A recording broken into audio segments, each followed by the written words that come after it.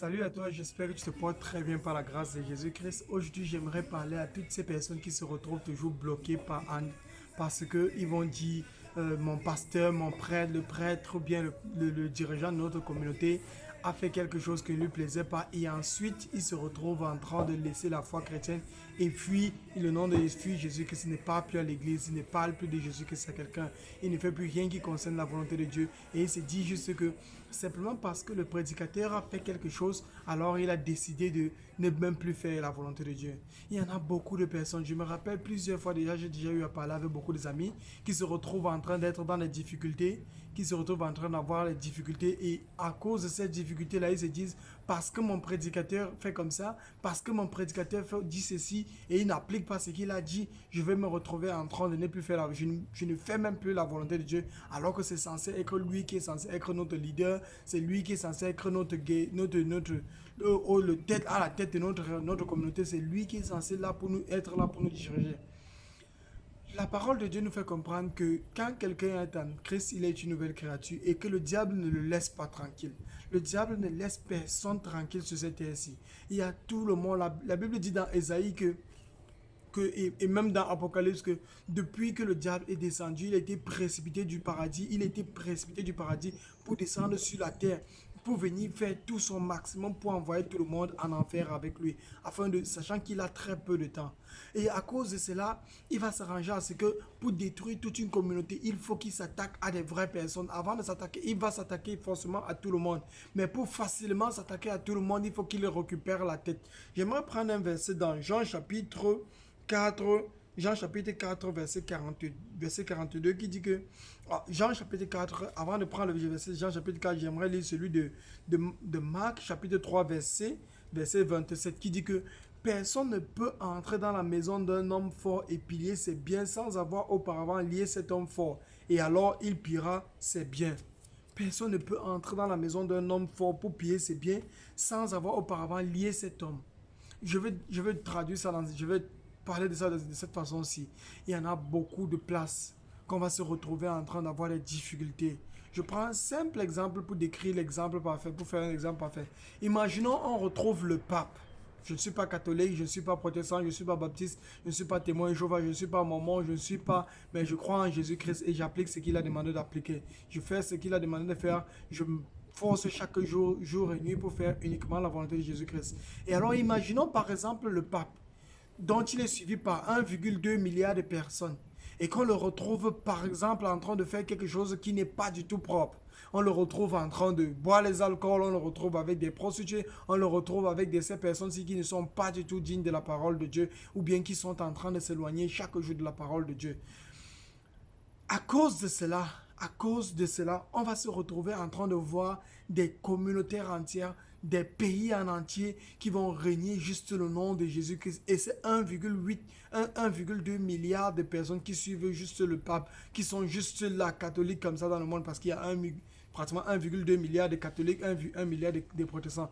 Tous ces 1,2 milliard, de catholiques vont se retrouver, une très grande partie de ces membres-là vont se retrouver en train d'avoir leur foi à zéro. Et vont se retrouver en train de régner Jésus-Christ juste parce qu'ils ont vu le leader de leur communauté. Et la Bible dit ceci, qu'aucun bandit, quand il veut entrer dans la maison d'un homme fort, va se retrouver en train ne peut pas auparavant lier d'abord cet homme fort, ensuite avant de commencer à faire ce qu'il est censé faire. Donc automatiquement, quand le diable va vouloir attaquer dans la famille, par exemple dans une famille, il va récupérer les parents. Quand le diable va vouloir attaquer dans une communauté, il va récupérer le leader de la communauté. Si le diable veut s'attaquer à un pays, il va récupérer tous les leaders du pays afin que tout le monde le suive. J'aimerais te dire à toi, mon frère, ma soeur, que tous ces prédicateurs qui sont là dehors, je ne suis pas en train de dire qu'ils sont faibles dans la chair, je ne suis pas en train de supporter tout ce qui se passe, ce qu'ils font de négatif, qu'ils sont contre la parole de Dieu.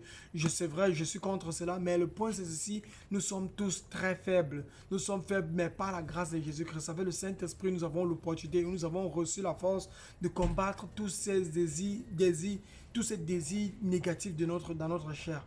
Le Seigneur nous a donné la force de surmonter toutes ces épreuves. Le Seigneur nous a donné la force d'appliquer la parole de Dieu. Il nous a donné, et il dit même que les épreuves, il ne va pas laisser qu'on soit tenté. Ça veut dire que quand le diable nous tente même, le Seigneur dit qu'il ne va pas nous laisser être tentés au-delà de nos propres capacités.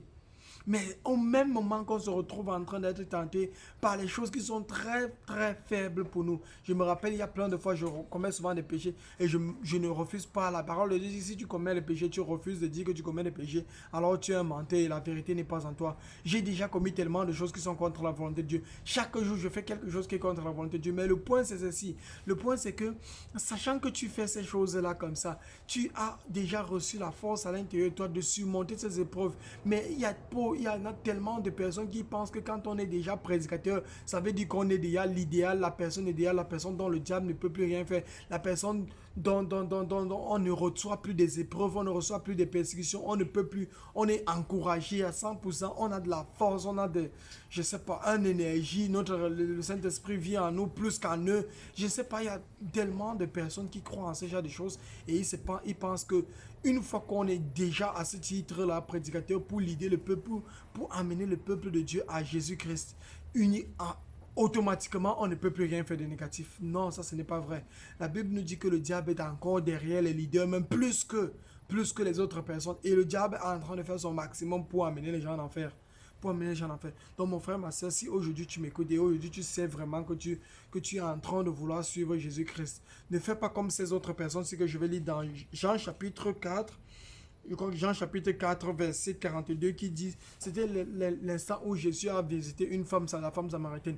Elle lui a fait comprendre que, elle lui a dit tout ce qu'elle connaissait, il lui a dit, le Seigneur lui a dit tout ce qu'elle connaissait, tout ce qu'elle savait, il lui a parlé de toute sa vie. Et maintenant elle est quittée, elle est passée dans le village. Elle a parlé de Jésus à tout le monde, et les gens ont cru. Ensuite, qu'est-ce qui s'est passé?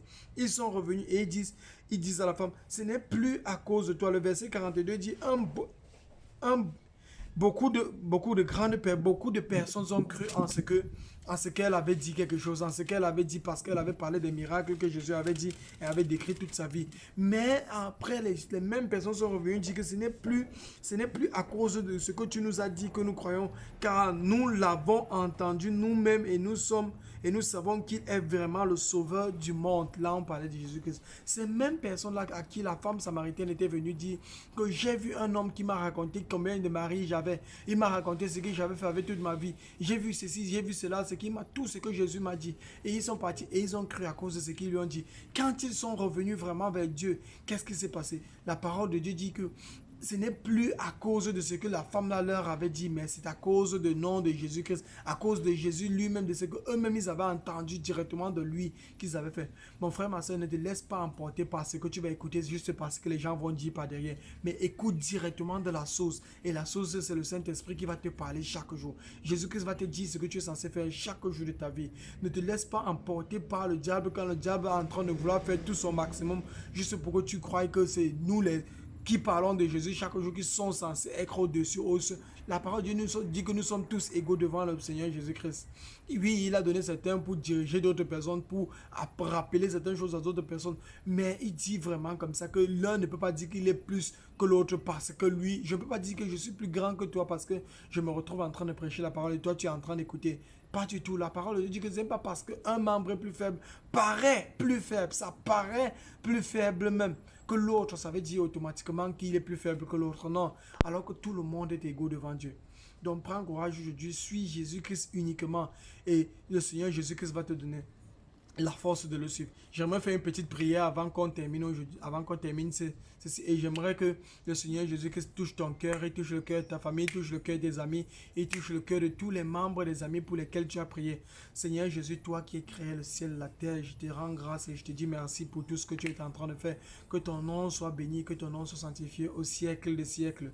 Prends contrôle de toutes choses, prends contrôle de tout ce que tu es en train de faire. Que ton nom soit béni, Père. Je te remercie pour tout ce que tu es en train de toucher le cœur de certaines personnes. Je te remercie pour ce que tu touches le cœur des millions de personnes à travers des millions de prédicateurs que tu as mis dehors. Que ton nom soit béni, que ta volonté soit faite au siècle des siècles. Père éternel, touche le cœur de beaucoup de personnes afin qu'ils ne se contentent plus seulement de ce que les prédicateurs vont dire, mais qu'ils se contentent uniquement de ce que toi tu vas dire. Et que ton nom soit béni et que ton nom soit sanctifié au siècle des siècles. Seigneur Dieu Tout-Puissant, que ton nom soit béni au siècle des siècles. Amen.